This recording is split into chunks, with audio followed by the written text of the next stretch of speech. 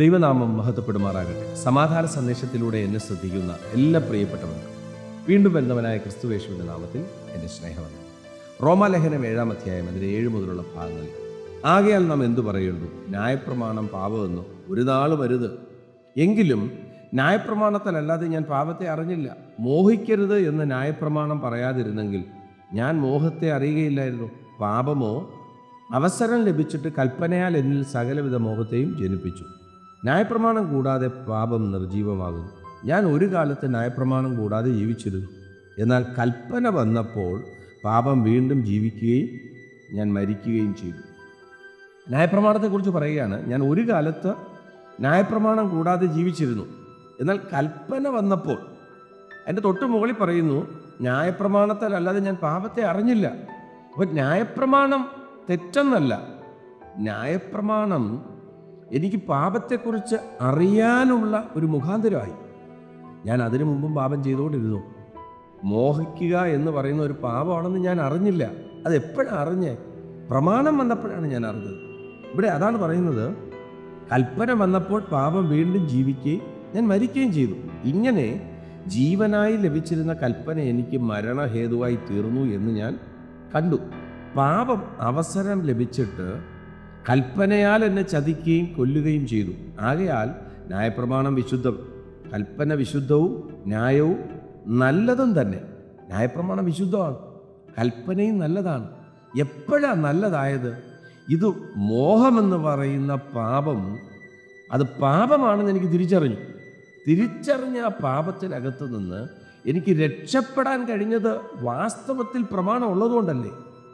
എന്നെ കേൾക്കുന്ന പ്രിയരെ, നമുക്ക് ഈ ഭൂമിയിൽ ലോകത്ത് ജീവിക്കുമ്പോൾ 2 വീലർ ഓടിച്ച് നമ്മൾ യാത്ര ചെയ്യുമ്പോൾ ഹെൽമറ്റ് ഇല്ലാതെയാണ് സഞ്ചരിക്കുന്നതെങ്കിൽ ഒരു ആക്സിഡൻ്റ് ഉണ്ടായാൽ തലയടിച്ച് തറയെ വീണാൽ എന്ത് സംഭവിക്കും?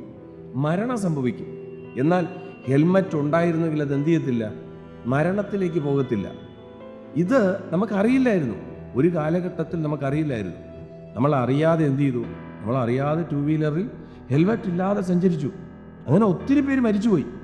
പക്ഷേ ഒരു സമയം എത്തിയപ്പോൾ ഇതിന് കാരണം, ഈ മരണത്തിന് കാരണം തലയ്ക്കയറ്റ അടിയാണ് ആ മരണത്തിന് കാരണം എന്ന് കണ്ടെത്തിയപ്പോൾ ഇതിൻ്റെ യഥാർത്ഥ വഴി എന്ന് പറയുന്നത് ഹെൽമറ്റാണ്.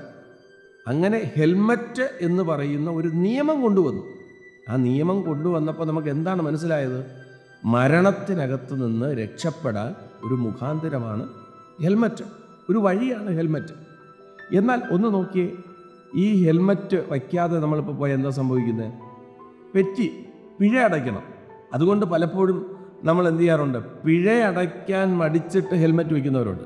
ഹെൽമറ്റ് ഞാൻ വയ്ക്കാതിരുന്നാൽ ഞാൻ പിഴ അടയ്ക്കണം, അതുകൊണ്ട് ഹെൽമറ്റ് വയ്ക്കുന്നവരുണ്ട്. പക്ഷെ വാസ്തവത്തിൽ പിഴ അടയ്ക്കുന്നതാണ് വിഷയം. അല്ല പ്രിയരെ, വാസ്തവത്തിൽ വിഷയം മരണമാണ്.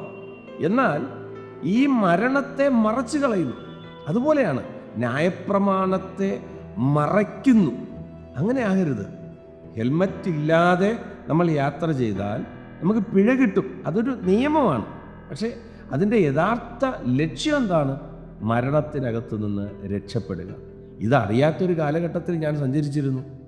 എന്നതുപോലെ ഈ ന്യായപ്രമാണം ഒരിക്കലും, ന്യായപ്രമാണം തെറ്റല്ല, ഒരിക്കലും ന്യായപ്രമാണം പാപമല്ല. അതാ അവിടെ പറയുന്നത്.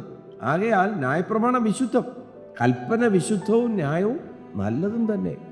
ഹെൽമറ്റ് നല്ലതാണ് പ്രിയരെ, പിഴയും നല്ലതാണ്. എന്തുകൊണ്ട്? മരണത്തിൽ നിന്ന് രക്ഷപ്പെടും. ഈ സന്ദേശം കേൾക്കുമ്പോൾ നിയമം നമുക്ക് തന്നത്, നിയമം അറിഞ്ഞത്, കൽപ്പന തന്നത്, പാപത്തെക്കുറിച്ച് ബോധം വന്നു. അപ്പോൾ നമുക്ക് എന്ത് കിട്ടി? മരണത്തിനകത്ത് നിന്ന് യേശുക്രിസ്തു എന്ന ജീവനിലേക്ക് നമുക്ക് പ്രവേശിക്കാൻ കഴിയും.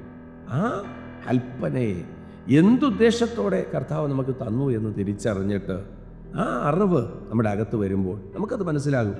അത് പാപമല്ല, അത് വിശുദ്ധവും ന്യായവും നല്ലതുമാണ് എന്ന് തിരിച്ചറിഞ്ഞ് ആത്മാവിൽ സഞ്ചരിപ്പാൻ ദൈവം കൃപ ചെയ്യട്ടെ. വിശ്വസിക്കുക, പ്രാർത്ഥിക്കുക. ദൈവം വിശ്വസ്തൻ. God bless U.